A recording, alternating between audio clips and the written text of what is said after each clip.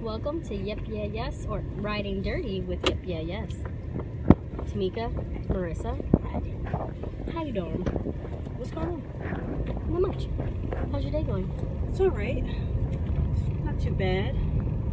Living life like golden in the words of Jill Scott. Living my life like it's golden. It is golden. Pony boy. So what's up? I want to talk about an NFL player that was arrested. Do you want to know why he was arrested? Okay. First of all, you want to talk about an NFL player. Yeah, I want to talk about NFL. Am I having an influence, or is it the subject matter, not the job?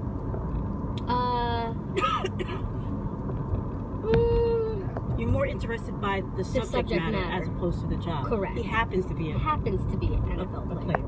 So, NFL player entered into home, sat on the couch, began mumbling incoherently. The wife, so a woman by herself, was in the home. With her baby. She had a baby. She had a baby. And he began mumbling incoherently. Her husband enters the home, and do you know what he did? He cold clapped him with sternly. Cold clapped him with a vacuum cleaner. We'll ask him to leave, and cold clapped him with a vacuum cleaner. The police were called. First time you ever picked up a vacuum? Probably. And and then the police came, took him out. So the police, I'm not quite sure how they spoke to him or where they were. The police, there was no brutality. That's not what I'm talking about. There was nothing like that. But this NFL player, did you know, has a history of erratic behavior, detrimental behavior.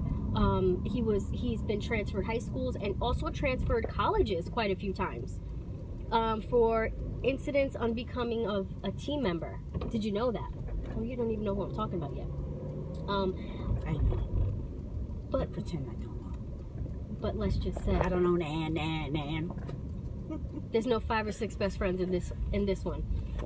We're simply talking about an NFL player. Oh, look at that beautiful water. Show them the view. I got to pull over. I'm sorry. I just had to. We divert a lot, but had to pull over for a second. So NFL player was arrested. No police brutality. That's not what I'm talking about. Has conduct unbecoming of an NFL player. Is released by his team. It is a guy. He was released by the team? Was released by the team. By the NFL team or by the other by the NFL college team. Okay. But also transferred, I believe it was 3 universities, college universities, 2 high schools, I want to say. And this is all, I'm not quite sure if there's a mental illness issue or just an issue where repercussions really have not been affected by the player. So, you do whatever you want. What are your thoughts on now what happens? Well, I'm glad he got released by the team. But I wonder why the team signed him with all the back history. Like, I know who the person is, so I can give a little feedback, but now you're a sports person. My question is, well, a university alone, when you fill out these applications, you have to give why they'll call you. Why did you transfer? Why is this your 3rd college or university? What's going on? So there's my thing. And high school, okay, maybe I'm going to give that one a pass, because if it was 2 high schools, maybe 3, there's really not much you can do. If they're going to pay the tuition, they pay the tuition. It's a minor. Let's take that out of the equation. But you apply for college and you realize, you look at this child's application and you're like, wow, 1 or 2 high schools. That's, something's up there. And then something happens in college, university, and you're like, ooh, something's here. Something's up. And then does the NFL, do they just like, hey, come aboard, you play well?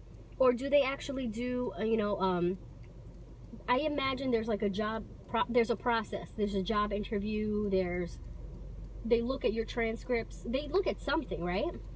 They do, but the one thing that I will mention is that this player has family connections.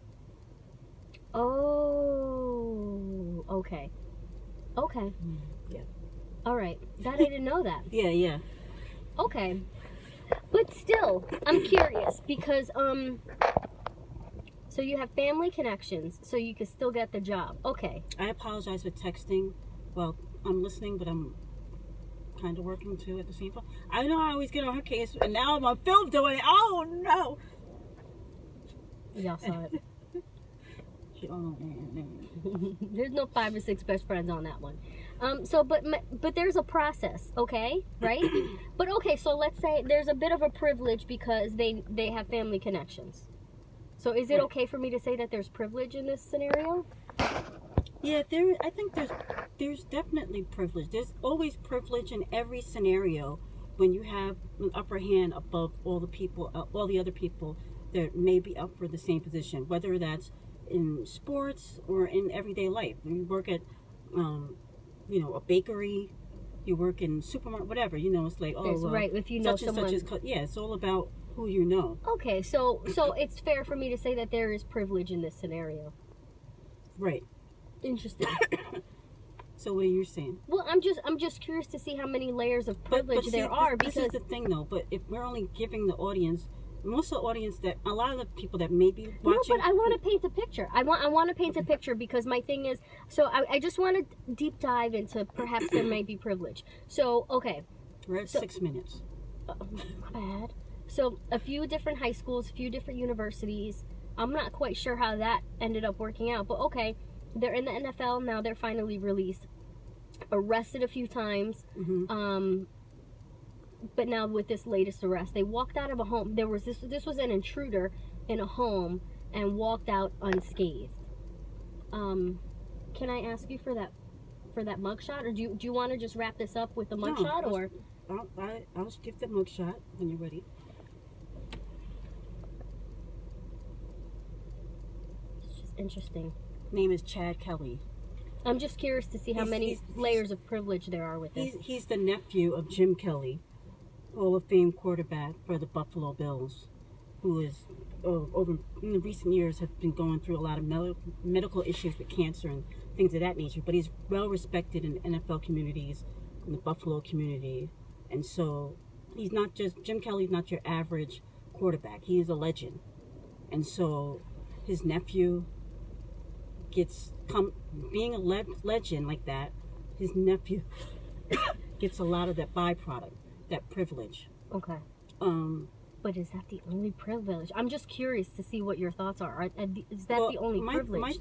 My thought is, well, this guy is whack, yo, and you're paying him millions of dollars, and yet Colin Kaepernick, who's never done anything, he was a A student, exemplary student in school, in high school and college, continues to give back to the community, continues to do tons of work, and he has no job because he chose to kneel to highlight. But be clear that a veteran told him to do that. Right. Regardless of whether, that doesn't even, whether a veteran told him or not, it's great that the veteran gave him that suggestion, but that... I'm sorry. No, go ahead. The only reason I bring that up is because people who are not... the veterans that I have spoken to seem to say that they fought for that right to do that, to protest in that manner. Mm-hmm. It seems to me that the people that are upset about it have not been veterans, but that's... have not fought for anything. Have not fought, right. Except for the right to speak. Yeah. And I don't know, or they haven't even fought for that, really. No. I shouldn't paint everybody with that brush. But a lot of the outspoken critics, like our president, who's never, served in the military. But didn't he have flat feet or something? Yeah, something like that. But is, fire those sons of bitches. That's what he said. So, but I'm curious now because, I'm just curious, are there multiple layers of privilege here? And was that the person that you would think when showing this mugshot? I'm just curious where your thoughts are. Let us know. And we are...